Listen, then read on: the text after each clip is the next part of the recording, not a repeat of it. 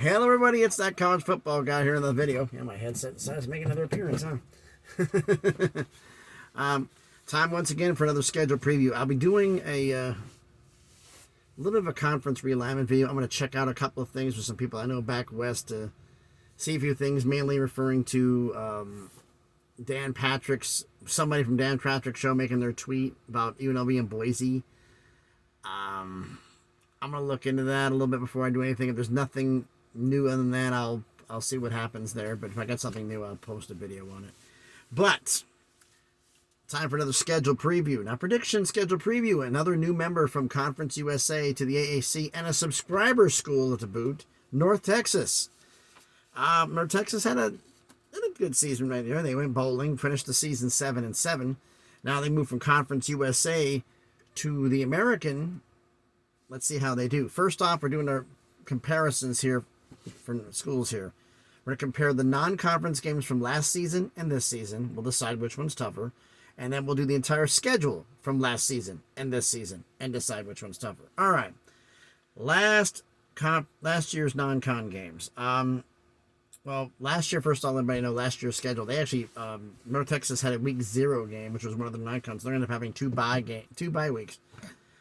But they had 4 non-conference games. Home against SMU, home against Texas Southern, at UNLV, and at Memphis. 3 group of 5, 1 FCS. This season's non-conference games.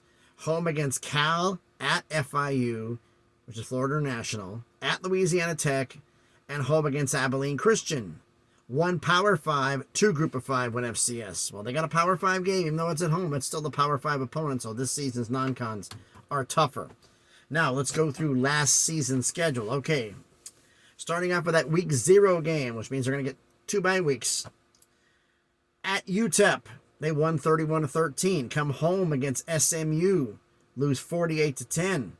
Home against Texas Southern, win 59-27. At UNLV, big win. Big loss, I should say. Lose 58-27. At Memphis, lose 44-34. And then home against Florida Atlantic, FAU, they win 45-28. So after their first bye, they're 3-3. Then they go into the next bye, which is home against Louisiana Tech, win 47-27. At UTSA, lost 31-27. Considering that's UTSA, that's actually not that bad. At Western Kentucky, won 40-13. That's a good win. Home against FIU, win 52-14. And then at UAB, losing 41-21. Then comes their next bye week, and then they have a home game against Rice. Why would you have the bye that late? I mean, 5 games, 4 games, 6 games, 5 games, 1 game. Remember, for like after UNLV game, after the UNLV game, you had a bye. Then you can prepare for Memphis. Go Memphis, FAU, Louisiana Tech, UTSA, have the bye. At Western Kentucky, Florida National, UAB, and Rice. They make more sense. But anyway, home against Rice, they won 21-17. They went into the Conference USA Championship game against Texas San Antonio and lost 48-27. They went to the Frisco Bowl against Boise State and lost a close one, 35-32. Now, this season's schedule. They're home against Cal, at Florida National, at Louisiana Tech. Then they get the bye. Yikes. 3 games before the bye, 9 after. This is going to be tough. Home against Abilene Christian. Start AAC season. Start play for the American first season at Navy. That's going to be a tough game. Home against Temple. At Tulane. Home against Memphis. Home against UTSA. New member. At SMU. At Tulsa, and finish the season at home against UAB, new member. So, which schedule is tougher? Let's look at the road games. Is usually the way I like to tell the difference. All right, last season's road games: at UTEP, at UNLV, at Memphis, at UTSA, at Western Kentucky, at UAB. Memphis, UTSA, Western Kentucky, UAB. I think they all went bowling. UNLV did not. They came close, but they didn't. They couldn't get it with academics. They were 5-7. Now that was last season's road games. This season's road games: at FIU, at Louisiana Tech, at Navy, at Tulane, at SMU, at Tulsa. I'm kind of torn on this one. You have 6 road. I mean, you have 6 road games again, but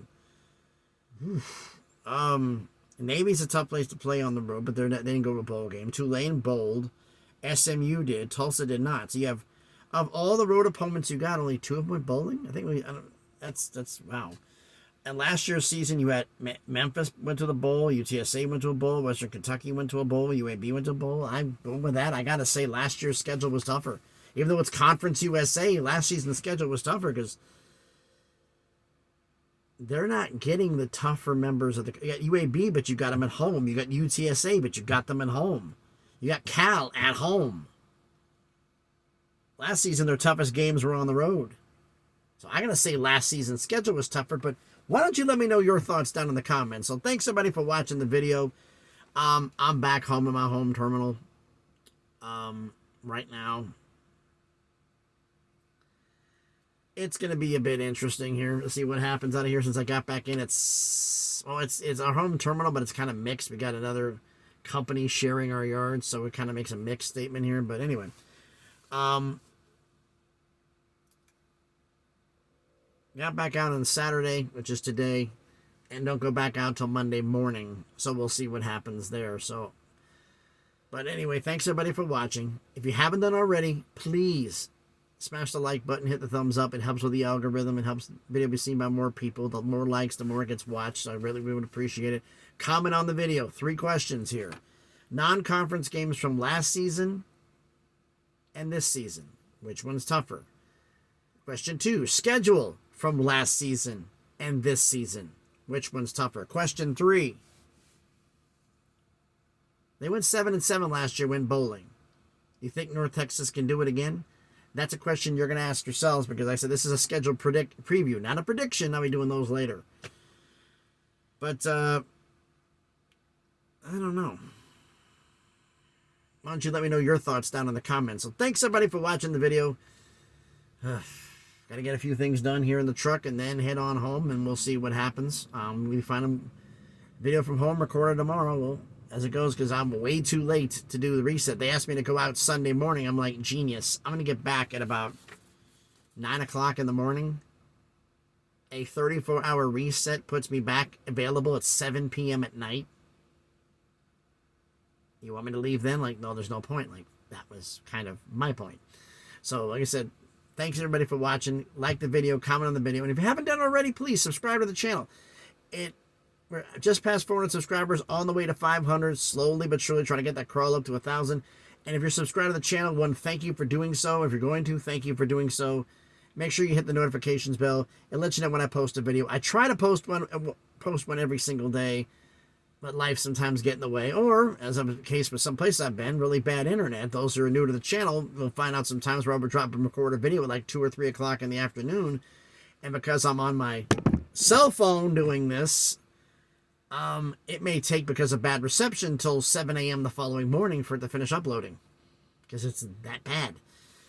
But that's just the way it is. So thanks everybody for watching. I'll be done here in a minute. Okay, just give me a second. My guys here are going to be doing maintenance on the truck. I got to get oil change and a few things done. And there's a small crack in the window. They might fix it. They might not. Unlike the guy who's right next to me, who they're going to do right now, he got towed into here because someone off of a overpass dropped a big rock and it shattered the windshield, middle of the windshield, and basically made a hole and it dropped on the dashboard. It was bad, folks. But yeah, he's getting escorted in carefully. So they're looking at me like kind of crazy because I'm talking on my phone, not knowing the fact I'm recording a video. So I guess they think I'm insane. I could be considered that anyway. Thanks, everybody, for watching. Please enjoy your Saturday. Have a great day. And please be safe and be good to each other.